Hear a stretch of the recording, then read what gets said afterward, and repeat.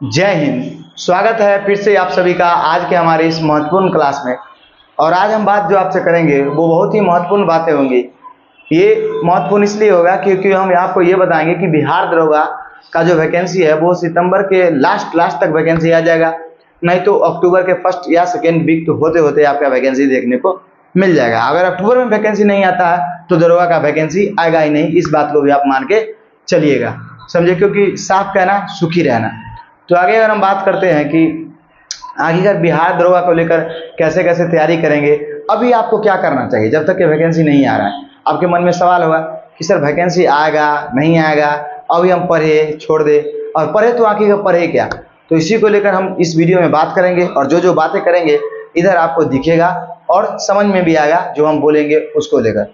तो अगर हम बात करते हैं तो सबसे पहले आप जानते हैं कि दरोगा का टोटल 3 एग्जाम होता है, पीटी, मेंस और फिजिकल। तो अगर हमारा जो एग्ज़ाम आपका होता है वो होता है आपका पीटी एग्ज़ाम। पीटी एग्ज़ाम की अगर हम बात करते हैं तो इस एग्ज़ाम के अंदर आप देखिएगा तो बहुत सारे मतलब सेक्टरों से प्रश्न आते हैं। जैसे में आपका इस एग्ज़ाम के अंदर मेन जो होता है पीटी एग्ज़ाम का वो होता है रीड करंट अफेयर्स। जिसके करंट अफेयर्स अच्छे होते हैं वही इसमें बाजी मार पाते हैं। तो करंट अफेयर्स, जीके, साइंस, उसके बाद बिहार का क्वेश्चन, बिहार का जीके, जीएस, उसके बाद आपका हो गया मैथ्स, रीजनिंग, हिंदी, इंग्लिश, यही सब पूछे जाते हैं पीटी एग्जाम में। तो पीटी एग्जाम की बात करते हैं और मेंस की, तो ये बहुत विकल्पीय प्रश्न ही होते हैं दोनों एग्जाम में। पीटी एग्जाम भी दीजिएगा आपको तो ऑप्शन 4 ही मिलेंगे, और मेंस में दीजिएगा तो ऑप्शन 4 ही मिलेंगे, मतलब वस्तुनिष्ठ प्रश्न होते हैं। तो अगर हम बात करते हैं एक खास चीज अंतर ये देखने को मिलता है कि जो पीटी एग्जाम में आपसे 20 या 22 करंट अफेयर्स पूछा जाएगा, उसके जगह पर मेंस मतलब मेन पेपर में उसको हटा के मैथ, रीजनिंग पूछा जाता है। तो आशा करते हैं आपको समझ में आया होगा। तो अगर हम पीटी एग्जाम की बात करते हैं तो आप देखिए कि ये सब चीज़ें पूछे, और एक बार आप देख सकते हैं कि कहाँ से कितने कितने प्रश्न आते हैं। तो अगर हम बात करते हैं जैसे करंट अफेयर्स का, तो करंट अफेयर्स से आपका 20 से 22 प्रश्न इस बार आने का फिर से संभावना है, क्योंकि 2000 प्लस पोस्ट आपका आएगा, पहली बात। दूसरी बात, अगर हम बात करते हैं करंट अफेयर्स के बाद जीके का, तो जीके में आपका आता है हिस्ट्री, पॉलिटी, ज्योग्राफी, इकोनॉमिक्स। क्या आता है आपका? History, polity, geography, economics.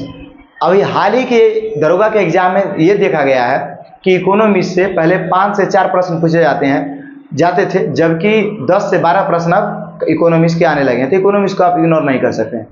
History हो गया, उसके बाद अगर हम बात करते हैं इकोनॉमिक्स को तो ऐसे ही बता दिए और बाद में बताएंगे आपको। हिस्ट्री हो गया, उसके बाद पॉलिटी की बात करते हैं तो पॉलिटी भी काफ़ी महत्वपूर्ण है, इसको भी आप छोड़ नहीं सकते हैं।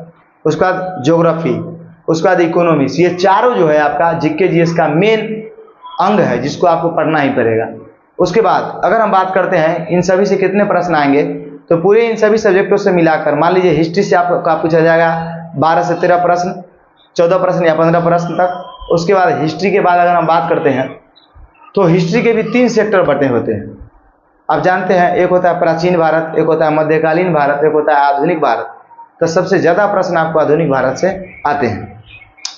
नेक्स्ट अगर हम बात करते हैं आधुनिक भारत के अलावे कि और प्रश्न कहाँ से आएंगे आपके, तो मध्यकालीन भारत से आपके 1 से 2 प्रश्न देखने को मिलेगा, प्राचीन भारत से आपको 2 से 3 प्रश्न देखने को या 4 प्रश्न देखने को मिलेगा। तो हिस्ट्री से 12 से 13 प्रश्न आपको देखने को मिल जाएगा टोटल, और आधुनिक भारत से आपसे 8 से 9 प्रश्न पूछा जाएगा। समझ में आ गया। अगर हम बात करते हैं ज्योग्राफी का, तो ज्योग्राफी से आपका 9 से 10 प्रश्न के बीच में पूछा जाएगा, जिसमें आपका भारत के भूगोल से करीब आपको 7 से 8 प्रश्न रहेंगे, और विश्व भूगोल से आपका 2 से 3 प्रश्न रहेगा। इस तरीके से आपका प्रश्न रहेगा। ज्योग्राफी समझ में आ गया। ज्योग्राफी के अलावा अगर हम आपसे बात कर ले ये पॉलिटी का, तो पॉलिटी का आपका 10 प्रश्न रहेगा, 10 प्रश्न या 12 प्रश्न तक रहेंगे। इसमें कैसे पूछा जाएगा आपसे प्रश्न, आपके मन में सवाल होना चाहिए कि सर इसमें कैसे रहेगा। तो इसमें आपका शुरुआत का जो होता है मौलिक अधिकार, उसके बाद संविधान का विकास, जैसे में एक्ट हो गया 1773 का रेगुलेटिंग एक्ट, 1833 का चार्टर एक्ट, 1853 का चार्टर एक्ट, 1858 का भारत परिषद अधिनियम, 1919 का अधिनियम, 1935 का भारत शासन अधिनियम, इन सभी को। और उसके बाद मौलिक अधिकार हो गया, उसके बाद आपका नागरिकता वगैरह हो गया। नागरिकता से तो बहुत ना के बराबर आज तक प्रश्न पूछे गए। मौलिक अधिकार हो गया, नीति निषेधक तत्व हो गए, भारत के संविधान के स्रोत हो गए, जैसे मैंने मौलिक अधिकार कहाँ से लिया, मौलिक कर्तव्य किस देश से लिया, एक कल नागरिकता मैंने कहाँ से लिया, इस तरीके के प्रश्न भी बनते हैं। तो यहाँ इतना सेक्टर से, अभी तक हम पॉलिटी के अंदर नहीं गए हैं, इतना से आपका 2 से 3 प्रश्न या 4 प्रश्न देखने को मिलेगा। नेक्स्ट हम बात करते हैं केंद्र सरकार में। तो केंद्र सरकार के संसद से, लोकसभा, राज्यसभा, राष्ट्रपति से मिलाकर करीब करीब 3 से 4 प्रश्न आपको देखने को मिलेगा, सिर्फ यहाँ से 3 सेक्टरों से। तो आपका केंद्र से हो गया। उसके बाद राज्य से हम बात करते हैं तो विधानसभा, विधान परिषद, और ये से 2 से 3 प्रश्न आपको पूछा जाएगा। और उसके बाद नेक्स्ट अगर हम बात करें तो कुछ पॉलिटी के अंदर कुछ संस्था होता है, जैसे अल्पसंख्यक आयोग, गरीबी आयोग, नीति आयोग, इस तरह के आयोग से भी 1-2 प्रश्न आपको देखने को मिलेगा। तो 10 से 11-12 प्रश्न आपको पॉलिटी से पूछा जाएगा। तो आशा करते हैं आपको ये समझ में आया होगा। नेक्स्ट हम बात करते हैं करेंट अफेयर्स में। अगर मान के चलिए 22-23 प्रश्न नहीं आता है, 15 से 16 प्रश्न या 12 प्रश्न, 14 प्रश्न आता है, तो इकोनॉमिक्स में आप कंफर्म रहिए कि आपका 10 से 12 प्रश्न आएगा। इस बात को आप मान के चलिए। तो आशा करते हैं कि ये चीज़ें आपको अच्छी से समझ में आई होंगी। इस तरीक़ा से आपका प्रश्न पूछा जाएगा। अब हम बात करते हैं कि सर इसका तैयारी कैसे किया जाए। तो अब उसके बाद नेक्स्ट और हम बात करते हैं साइंस का। साइंस का आता है आपका फिजिक्स, केमिस्ट्री, बायो। क्या आता है आपका? फिजिक्स, केमिस्ट्री और बायो। फिजिक्स, केमिस्ट्री, बायो की अगर हम बात कर ले तो फिजिक्स के अंदर आप देखिएगा तो फिजिक्स का जो आपसे प्रश्न पूछा जाएगा वो 1 से 2 या 3 प्रश्न रहेगा। केमिस्ट्री से भी 1, 2 या 3 प्रश्न आपको देखने को मिलेगा। बायोलॉजी से आपका 8 से 9 प्रश्न देखने को मिल सकता है। तो साइंस से करीब करीब 15-16 प्रश्न आपके रहेंगे। तो ज़्यादा वेटेज आपका बायोलॉजी का होगा, यानी जीव विज्ञान का होगा। तो ये समझ में आ गया आपको, साइंस का इस तरह से रहेगा। नेक्स्ट हम बात करते हैं मैथ रीजनिंग का। तो मैथ रीजनिंग मिलाकर टोटल 4 से 5 प्रश्न आपके एग्जाम में रहेंगे, उससे ज़्यादा बिल्कुल नहीं रहेंगे। और अगली बात हम करते हैं बिहार जीके का। तो बिहार जीके से आपका 3 से 4 प्रश्न पूछा जाएगा। नेक्स्ट हम बात करते हैं हिंदी और इंग्लिश का। तो हिंदी इंग्लिश का प्रश्न आपसे 2 या 3 प्रश्न दोनों मिला के पूछा जाएगा, इससे ज़्यादा बिल्कुल नहीं पूछा जाएगा। तो सबसे पहले हम बात करते हैं कि सर इनमें से पढ़े क्या नहीं। अरे पढ़ना तो जो है वो पता है, ये बताइए कौन नहीं पढ़ना है। तो सबसे पहली बात, अगर हमारा बात मानते हैं तो आपको इन चीज़ों को पढ़ना बिल्कुल नहीं है। मैथ और रीजनिंग को आपको पढ़ना बीच में से बिल्कुल नहीं है।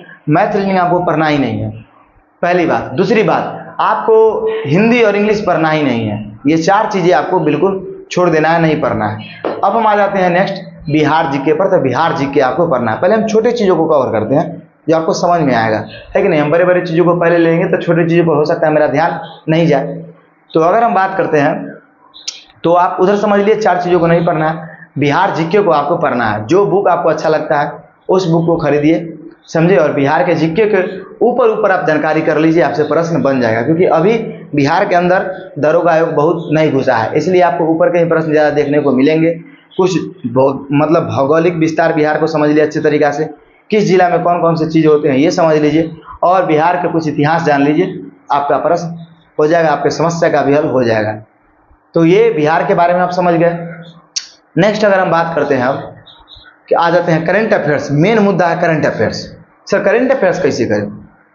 जब तक के वैकेंसी नहीं आता है सिर्फ और सिर्फ आप एसपीडी करंट अफेयर्स लीजिए। एसपीडी का बुक इस पर आपको दिख रहा होगा, यही बुक आपको लेना है और इस बुक को आप अभी पढ़िए, खूब अच्छे से पढ़िए। और हम आपसे एक विनती करेंगे, पढ़ने का एकमात्र तरीका है आप ग्रुप कीजिए, क्यूज कीजिए। देखिए हम ग्रुप का भी फोटो लगा देते हैं। 4 से 5 लड़कों का ग्रुप कीजिए, एक दूसरे से पूछिए, 3 से या 2 पन्ना टास्क दीजिए और कहिए तुमको इतना याद करके लाना है, तुमको इतना याद करके लाना है। और वो जो तैयारी होगा ना, उससे बेटर तैयारी कोई और तरीका है ही नहीं कि आपको करा सके। चाहे वो ज्ञान बिंदु का रोशन आनंद सर हो, चाहे खान जीएस का मालिक फैजल खान हो, कोई आपको ऐसा इतना तैयारी नहीं करा सकता है जो आप क्यूज से कर सकते हैं, समझे। ये हो गया आपको, मतलब करंट अफेयर्स अभी पढ़िए सिर्फ ओनली फॉर एसपीडी का। और एसपीडी भी करंट अफेयर्स में आपको वो एक चीज़ नहीं पढ़ना है। तो क्या? तो आपको मंथली करंट अफेयर्स अभी छूना भी नहीं है। मंथली करंट अफेयर्स से पहले जितना भी दिया गया है उस सभी को पढ़िए। अगर पढ़ने में दिक्कत होता है तो उसका ट्रिक के साथ हम काफ़ी अच्छे तरीक़ा से 40-42 वीडियो अभी तक मैंने बना दिया है, खास के एसपीडी को पढ़ा के उसको जाइए और मेरे प्ले लिस्ट को चेक कीजिए और देखिए वीडियो को, 3-4 वीडियो को हम यहाँ पे दिखा दे रहे हैं। एक बार जरूर देखिए, आपको मज़ा आ जाएगा, है कि नहीं। क्योंकि यही सब 40 वीडियो देख के 1275 में हमारे लड़कों ने 14 करंट अफेयर्स में से 13 और 12 करंट अफेयर्स सही करके आए हैं। तो आप देखिए और उसके बाद आपको समझ में आएगा कि हम खास कर उसी चीज़ों को लेते हैं और उतना ही समझाते हैं जो खास कर दरोगा में पूछा जाता है। समझ में आपको आ गया? तो करंट अफेयर्स को सिर्फ अभी आपको जब तक वैकेंसी नहीं आता है सिर्फ एसपीडी पढ़ना है। समझ में आ गया? कैसे पढ़ना है वो भी बता दिए, क्या नहीं पढ़ना है वो भी हम आपको बता दिए। अब हम बात करते हैं किसका? हिस्ट्री, पॉलिटी, ज्योग्राफी का और इकोनॉमिक्स का। तो हिस्ट्री की हम बात करते हैं। हिस्ट्री में सबसे ज़्यादा जो आपको फोकस करना है वो है मॉडर्न हिस्ट्री पर करना, मतलब आधुनिक भारत पर। आधुनिक भारत आपके पास जो सोर्स है उससे आप पढ़िए। अब हम अभी सोर्स नहीं बताएंगे क्योंकि हमने बुक का चर्चा पहले के वीडियो में कर लिया है। अगर आपको पता नहीं तो पहले के वीडियो जाके देखिए मेरे, समझे। तो सबसे आपको जो फोकस करना है, अगर आप 3 घंटा हिस्ट्री पर ध्यान देते हैं तो उसमें से 2 घंटा ध्यान आपको आधुनिक भारत पर होना चाहिए। समझ में आ कि नहीं आया?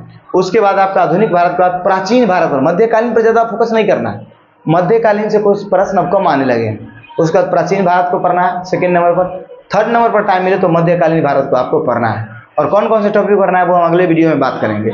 समझ में आपको आ गया? नेक्स्ट हम बात करते हैं हिस्ट्री के अलावे अब पॉलिटी का। तो पॉलिटी को आपको अगर हम बात करते हैं तो संविधान का विकास, जैसे कि मैंने आपको बताया, एक्ट के बारे में वो पढ़ना है। संविधान के स्रोत कौन कौन सी चीज़ कहाँ से ली गई ये पढ़ना है। प्रस्तावना के बारे में अच्छे से जानकारी आपको पढ़ लेना है। देखिए मेरे सामने ऐसा कुछ नहीं है कि रखा हुआ है हम देख देख के बोल रहे हैं, हम आपको मतलब कॉमन सेंस लगा लगा के बोल रहे हैं कि कौन कौन पढ़ना है। उसके बाद आपको मौलिक अधिकार पढ़ लेना है। उसके बाद आपको मान लीजिए कि जितने भी अनुसूची वगैरह हैं वो आपको जुबान पर याद होने चाहिए। जो महत्वपूर्ण अनुच्छेद है वो सब याद होना चाहिए। उसके बाद आपको राज्य का नीति निषेध तत्व पढ़ना है।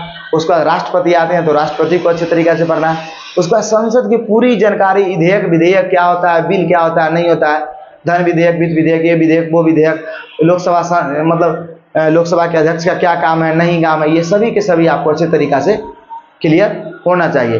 तो इन सब चीज़ों को आपको पढ़ना है। समझ में आया कि नहीं आया? नेक्स्ट अगर हम बात करते हैं आपसे तो पॉलिटी के अलावे अब आगे हम अगर बात करते हैं पॉलिटी के अंदर राज्य, तो राज्य के अंदर आपको विधानसभा, विधान परिषद और राज्यपाल, ये 3 चीज़ों को आपको खूब अच्छे से पढ़ना है। यहीं से प्रश्न फंसते हैं, है कि नहीं है? यहाँ से। नेक्स्ट अगर हम बात करते हैं आगे तो आपको जो संस्था जैसे लोकसभा, जैसे संघ लोक सेवा आयोग यूपीएससी, उसके बाद नीति आयोग, उसके बाद अति पिछड़ा आयोग, ये सब हो गया। इस सब आयोग के बारे में एक आध प्रश्न कभी कभी आ जाता है तो इनको आपको पढ़ लेना है। ये हो गया पॉलिटी, यही से इतना ही चीज़ों को आपको पढ़ लेना है। उसके बाद एक लास्ट आप बताते हैं संविधान संशोधन आपको पढ़ लेना है। तो ये पॉलिटी हो गया। इकोनॉमिक्स के बारे में बताते हैं तो इकोनॉमिक्स का टॉपिक हमने पहले के वीडियो में सिलेबस में बता दिया है, वो आपको जाके देख सकते हैं। इकोनॉमिक्स का अगर टाइम है तो आप किसी का क्लास ले लीजिए, नहीं तो क्लास 9 और 10 का इकोनॉमिक्स लेके पढ़ जाइए। आशा रहेगा कि आपसे प्रश्न बन जाएगा एनसीईआरटी। समझ में आ गया? अब हम अगर बात करते हैं ज्योग्राफी का, तो ज्योग्राफी में जो आपको पढ़ना है वो भारत का भूगोल पर आपको सबसे ज़्यादा फोकस करना है, भारत के भूगोल पर। उसके बाद जो बच जाएगा उसमें से बचे हुए टाइम को आपको देना है विश्व भूगोल पर। और उसमें से भी विश्व भूगोल में आपको महादेश के बारे में पढ़ना नहीं है, उतना नहीं पढ़िएगा। आपको विश्व भूगोल में क्या पढ़ना है वो हम बताते हैं। जैसे आपको पढ़ना वायुमंडल के बारे में, ज्वालामुखी के बारे में, चक्रवात के बारे में, वर्षा के बारे में, वन के बारे में, है कि नहीं। उसके बाद घास के मैदान के बारे में। ये सब टॉपिक काफ़ी इंपॉर्टेंट होता है आपका मतलब विश्व भूगोल में। तो आशा करते हैं आपको समझ में आया होगा, समझे। उसके बाद अगर हम बात करते हैं तो भारत के भूगोल में जनगणना वगैरह हो गया, परियोजना हो गया, नदियाँ हो गई, तो वो तो आप जानते हैं कि भारत के भूगोल में आपको क्या पढ़ना है। तो आशा करते हैं आपको समझ में आया होगा। तो इस तरह से हम सभी के सभी कवर कर सकते हैं। अब आपके मन में होगा कौन सा बुक से पढ़े, तो लुसेंट और क्राउन एक बार देख लीजिए। लुसेंट और क्राउन से इन टॉपिकों को आप कवर कर सकते हैं जिसको मैंने बताया है। बाकी आपके पास कोई नोट्स है, आपने कहीं क्लास लिया है तो उसको भी आप पढ़ सकते हैं। ऐसा नहीं कि हम आपको रोक लगा रहे हैं, समझे। अब हम आगे बात करते हैं, आगे और क्या करना चाहिए। साइंस की बात करते हैं कि सर साइंस के लिए क्या करें। तो फिजिक्स के लिए आप जितना जानते हैं सफिशिएंट है, कोशिश कीजिए कि उसी में हम इंक्रीज करें। और आपको जो फिजिक्स में जैसे आप पढ़े हैं वैसे पढ़िए, हम कोई भी तरीका नहीं बताएंगे। जब हम स्मार्ट बोर्ड वगैरह ले लेंगे तो हम आपको फिजिक्स पढ़ा देंगे, समझे नहीं समझे। स्मार्ट बोर्ड आप लोग दुआ कीजिए कि हम जल्द से जल्द ले लें, क्योंकि स्मार्ट बोर्ड को लेकर आप जानते हैं कि स्मार्ट बोर्ड का कीमत कम नहीं होता है, 1.5 लाख रुपया होता है।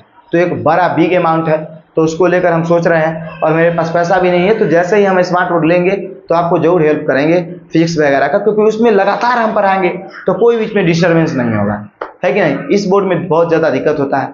अगर हम बात करते हैं फिजिक्स केमिस्ट्री का, तो ये दोनों आप अपने तरीक़ा से पढ़ सकते हैं। बायो की बात करते हैं तो ये भी आप अपने तरीक़ा से पढ़ सकते हैं। अगर आपको दिक्कत होता होगा तो आप कमेंट जरूर कीजिएगा, हम आपको बताएंगे सोल्यूशन। तो साइंस को भी आप अपने तरीक़ा से कर सकते हैं।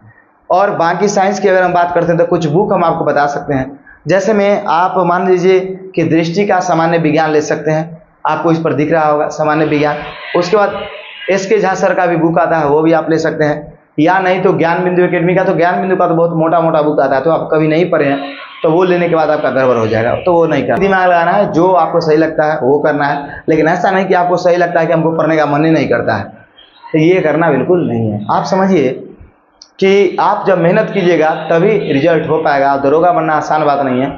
आप जब तक कि अपने आप को सूरज की तरह नहीं जलाइएगा तब तक कि आपको भगवान वो रोशनी नहीं देंगे जिससे कि आप अपने परिवार को उजाले में रख पाइएगा, है कि नहीं। तो आपको खुद पहले जलिए, उसके बाद आपके रोशनी से दूसरे लोगों का फायदा होगा, है कि नहीं। तो आप मेहनत कीजिए, यही हम आपसे चाहते हैं और उम्मीद भी करते हैं कि आप सफल होंगे। लेकिन जब आप इतने कामों को करेंगे तब सफल होंगे। अगर आप इतना कर लेते हैं तो वादा मानिए कि आपका पीटी में रिजल्ट कंफर्म होगा। तो इतना आप करिए, और उसके बाद अगर आपका कोई डाउट है तो आप हमसे कमेंट बॉक्स में पूछ सकते हैं। आपको हमारा ये प्रयास और क्लास कैसा लगा ये कमेंट बॉक्स में जरूर बताइएगा। तब तक के लिए जय हिंद, जय भारत।